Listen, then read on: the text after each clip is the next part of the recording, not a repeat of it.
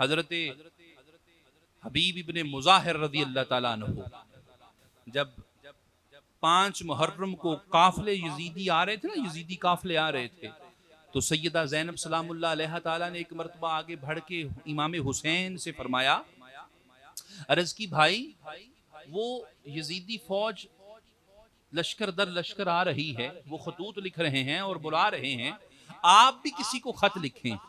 اب سیدہ زینب سلام اللہ علیہ کا جس طرف اشارہ تھا امام حسین سمجھ گئے، فرمایا ہے زینب میں نے خط لکھا ہے۔ اور خط امام حسین نے کیا لکھا تھا؟ یہ حبیب ابن مظاہر قبلہ آپ نے روایت سنی ہے، وہ حضور علیہ السلام کا صحابی ہے، مولا حسین علیہ السلام کا جانشین ہے، کہ یہ چھوٹے سے تھے حضرت حبیب ابن مظاہر، تو آپ اپنے والدین کے ساتھ مدینہ شریف میں آئے۔ اب جو والدین تھے وہ حضور کی بارگاہ میں بیٹھے تھے اور یہ حبیب ابن مظاہر گلیوں میں، مدینہ کی گلیوں میں تھے۔ صحابہ اکرام نے دیکھا کہ حسین علیہ السلام، چھوٹے سے حسین جدھر جدھر سے گزرتے ہیں، یہ حبیب ابن مظاہر جہاں پر حسین بادشاہ قدم رکھتے ہیں، حبیب ابن مظاہر، چھوٹے سے حبیب ابن مظاہر اس جگہ کی خاک کو اٹھاتے ہیں اور بوسے دیتے ہیں۔ یہ ہیں حبیب ابن مظاہر، چھوٹے سے۔ جب حضور کو پتا چلا نا کہ یہ بچہ یعنی حبیب میرے حسین کے نقش نالین پر لگی ہوئی خاک اسے بوسے دیتا ہے، فرمایا یہ بڑا سعادت مند بچہ ہے اور یہ میرے حسین کے جانثاروں میں سے ہوگا۔ یہ بشارت تھی قبلہ۔ اور پھر جب امام حسین 2 محرم کو کربلا پہنچے، امام حسین نے خط لکھا، صرف ایک خط، پڑھ کے دیکھ لیں، مولا حسین نے کسی طرف خط نہیں لکھا، صرف ایک خط لکھا۔ اور کسے لکھا؟ جو بچپنے میں بھی حسین علیہ السلام کے نقش نالین کا ادب کرتا تھا، اسے لکھا۔ یہ کرم کی بات ہوتی ہے قبلہ۔ خط لکھا بسم اللہ الرحمن الرحیم اور ساتھ لکھا ان للہ و انا الیہ راجعون۔ اے حبیب ابن مظاہر، تم پر حسین کا سلام ہو۔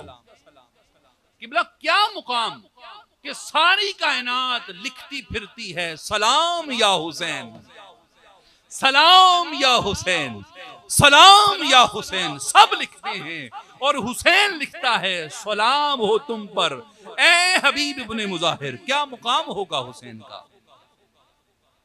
اور پھر لکھا ہے حبیب ابن مظاہر، شاید کہ تمہارے علم میں نہیں ہے، میں اپنی اولاد، اپنے بچوں اور اہل خانہ کے ساتھ 2 محرم سے کربلا پہنچ گیا ہوں اور ہمارے چاروں اطراف دشمن بیٹھے ہیں جو ہمیں قتل کرنا چاہتے ہیں۔ اگر تم ہم سے ملنا چاہتے ہو، ہم بے وطنوں کی مدد کرنا چاہتے ہو، تو عاشوراء کی اثر سے پہلے پہلے پہنچ جانا، ورنہ قیامت کی اثر کے دن ملاقات ہوگی۔ اور پھر لکھا والسلام، تمہارا بچپن کا دوست حسین ابن زہرا۔ جب بھی کوئی خطرناک یا کوئی ایسا خط لکھا جاتا، مغموم خط، تو پھر ماں کی کنیت لگائی جاتی تھی، والسلام تمہارا دوست حسین ابن زہرا سلام اللہ علیہ۔ اور ادھر خط نکلا، ادھر جناب حبیب ابن مظاہر کو یہ خط پہنچ گیا۔ جب حبیب ابن مظاہر کو خط پہنچا نا، وہ جو قاصد تھا لے کے گیا، تو حبیب ابن مظاہر نے خط کو بوسہ دیا اور آنکھوں پہ لگایا اور بڑا مسکرائے کہ حسین کا خط آیا ہے۔ لیکن جب خط کھولا تو رونا شروع کر دیا۔ بیوی پاس کھڑی تھی، عرض کی ہے حبیب کس کا خط ہے؟ کبھی چومتے ہو، کبھی ہنستے ہو اور کبھی روتے ہو، کون ہے؟ فرمایا ہے میری زوجہ محترمہ ہے، میری شریک حیات، کیا پوچھتی ہو؟ یہ ابن زہرا کا خط ہے، چوما اس لیے کہ میرے مولا کا خط ہے، مسکرایا اس لیے کہ مولا نے مجھے یاد کیا ہے، اور رو اس لیے رہا ہوں کہ میرا مولا دشمنوں کے نرغے میں تنہا کربلا کے میدان میں کھڑا ہے اور مجھے یاد کر رہا ہے۔ جناب حبیب ابن مظاہر کی زوجہ نے پوچھا اے حبیب سوچ کیا رہے ہو، وجہ کیا ہے؟ کہا کچھ سوچ رہا ہوں۔ کہا سوچنے کی سمجھ نہیں آئی؟ کہا کچھ سوچ رہا ہوں. فرمایا اے حبیب اگر تو انکار کرنے کا ارادہ ہے, رکنے کا ارادہ ہے, تو خبردار تو یہاں رک جا, میں نہیں رکوں گی. اگر تو نہ گیا تو زہرا کے بیٹے کی مدد کے لیے میں جاؤں گی, علی کے بیٹے کی مدد کے لیے میں جاؤں گی.